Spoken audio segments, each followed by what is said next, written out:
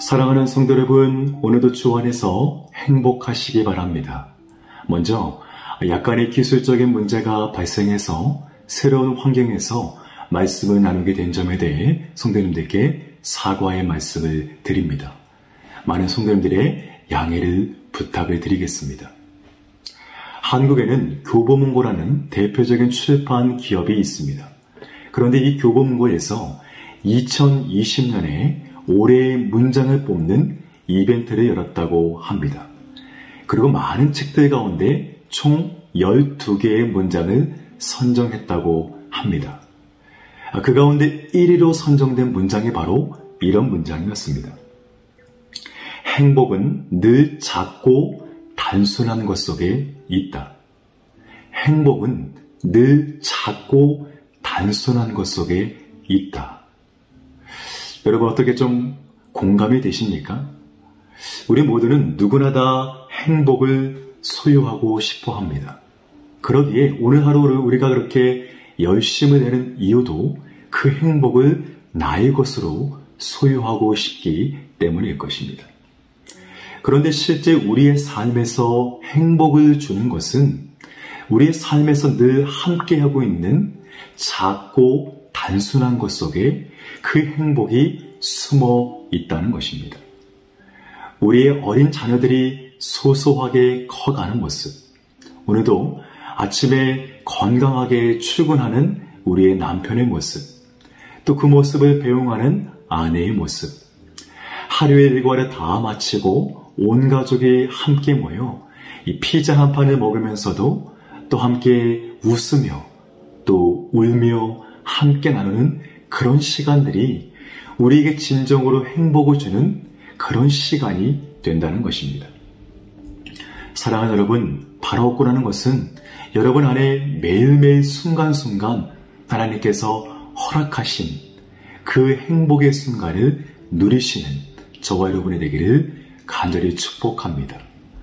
오늘의 말씀을 함께 읽겠습니다. 오늘의 말씀은 이사야 6장 8절 말씀인데요. 우리 화면에 보시고 함께 읽겠습니다.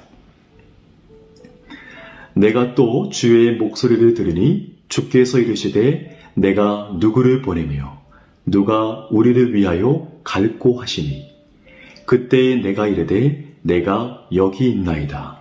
나를 보내소서 하였더니. 아멘. 미국에서 발행한 타임지가 있습니다. 이 타임지는 세계 최대의 규모의 주간지이자 전 세계에서 가장 영향력이 있는 잡지 중에 하나입니다. 그런데 이 타임지의 특징이 한 가지가 있습니다. 그것은 바로 이 보통 타임지의 커버 스토리가 사람인 경우가, 인물인 경우가 많더라는 것입니다.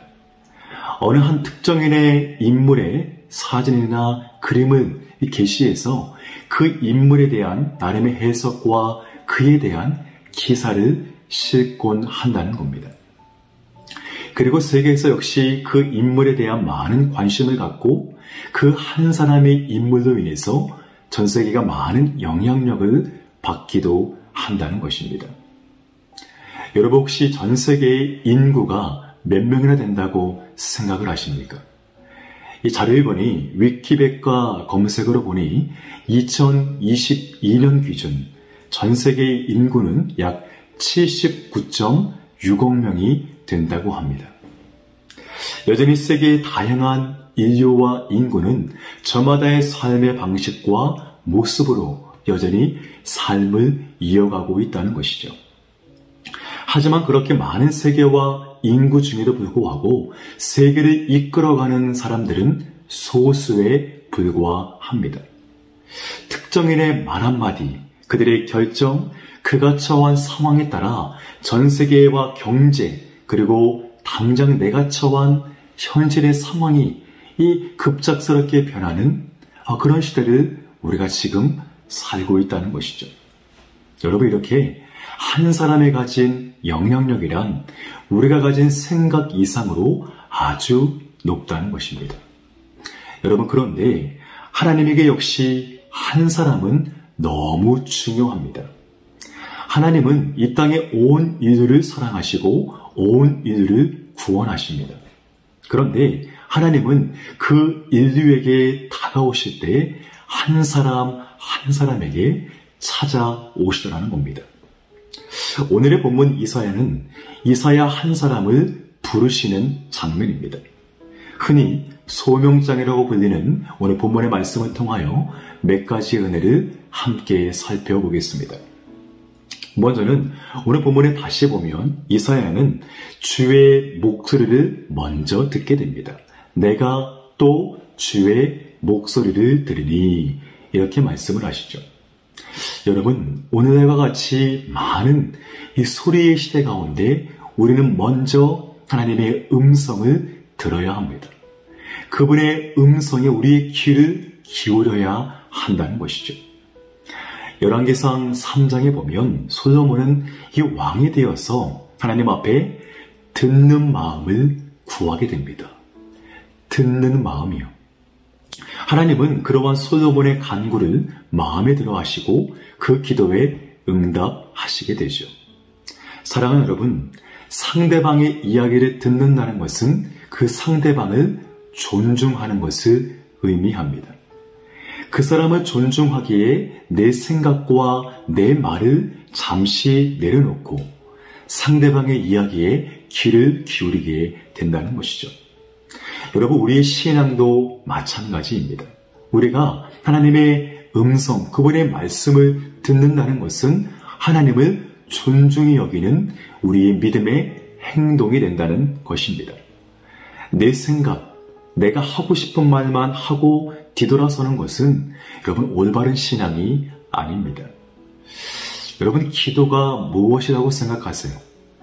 기도에 대한 많은 정의가 있겠지만 기도에 대한 또 하나의 정의는 바로 하나님과 대화하는 것입니다. 주고받고 대화하는 것이죠. 그런데 오늘날 우리 기도로 보면 너무 내 말만 합니다. 기도를 할 때요, 하나님 이거를 들어주세요 라고 너무 내 말만 하고 그렇게 그치고 뒤돌아서더라는 것입니다. 여러분, 그런데 오늘 본문의 이사야는 주의 목소리를 먼저 들었다는 것입니다. 그리고 이어지는 하나님의 음성은 이와 같습니다. 내가 누구를 보내며 누가 우리를 위하여 갈고 하시니 이렇게 말씀을 하시죠.